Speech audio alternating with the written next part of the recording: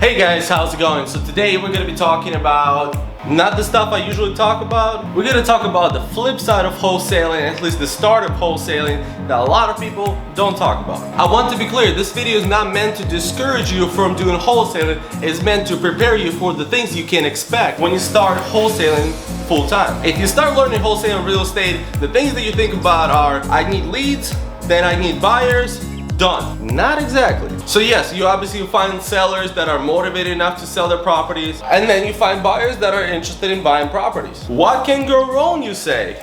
Well, several things. Number one, because most of the time you're dealing with sellers that for some reason are in a situation to actually sell to you instead of going to the market and selling there will be a lot of things to look out for, like liens, back taxes, outstanding mortgages, maybe they bought the property for tax details. Most of the properties you are going to acquire as a real estate wholesaler are not easy properties. And some of the research you can do yourself, but it's only some. A lot of it only the title company will be able to find. And the thing about that is, if the seller told you that there are problems, you at least know what to expect. But a lot of times they do lie or they don't know. So you could be expecting a paycheck and in 3 days, and then the title company tells you, hey, we got to do a quiet title because we can't clear this title. And then you get in all kinds of problems because the seller may not want to deal with it, and then the buyer may not want to deal with it, so you're kind of stuck in the middle thinking that you did everything right, and we probably did. But there are things in this business that you can't control.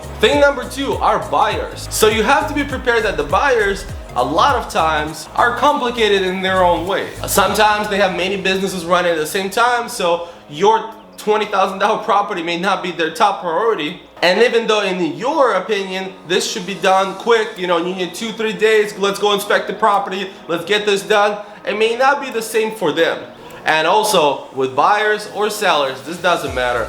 Nothing matters until it's written on a piece of paper. Not even email, not even text message, nothing. Until the document is signed, nothing else matters. I had buyers tell me one thing the night before. In the morning, they'd send me a long email explaining why this didn't work for them. And most of the time it's just a game of numbers, and they're just trying to reduce the price for the property. They still probably want it, but they're just trying to get a better deal. Number three to look out for are other wholesalers. I'm in so many Facebook groups, and it's really funny how these wholesalers think I'm dumb that don't realize when they're like, oh, I'm a cash buyer. I'm like, man, I'm looking at your post in this group all the time. You're posting other wholesale deals. No, man, I'm a cash buyer. Yeah, whatever. There's nothing wrong with joint venture, but if you're gonna do that, you at least should reveal that and not just pretend like you're a cash buyer. You're not just going to daisy chain the property to another cash buyer. And then that cash buyer is a wholesaler, and then that wholesaler wholesales to another cash buyer that thinks he's cash buyer, and then it's wholesaler, and then it's cash buyer,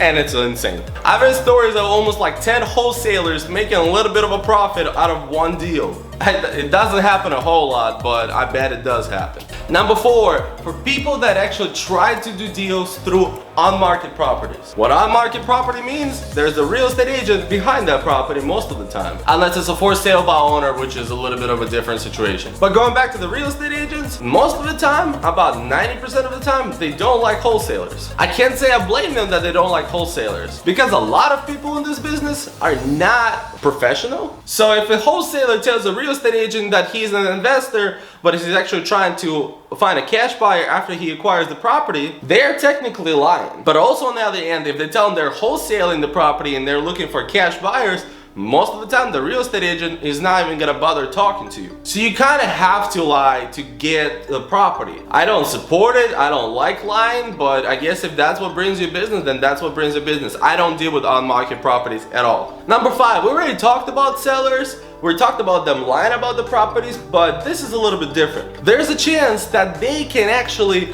back out of the deal right before the deal closes with not a whole lot you can do. Technically, your investor can go ahead and cloud the title and threaten them and whatever to make it title not marketable. And sure, it might work. But what most of my investors that I've dealt with told me when there was a problem like that, they said, hey man, it's just not worth my time to do it. It is what it is, let's move on to the next deal. But for you, it could be your first deal, and you could be sitting waiting for that $4 or $5, maybe $10,000, and the seller, just because they changed their mind a day before closing, it may not work out. So in my opinion, those are the top 5 things you should look out for when you start wholesaling, because you might think this is all flowers and rainbows. It's really not. And again, this is not to discourage anyone. I love wholesaling. I'm doing this. This is a people game. This is numbers game. It is different every single day, and there's so many things to do, and the possibilities are limitless. But I feel like you should be aware of what you get into. Alright guys, I hope you guys enjoyed this episode. Like the video. Comment down below if you have any questions about this video, or if you have any requests what video I should make next. And don't forget to subscribe to the channel. And as always guys,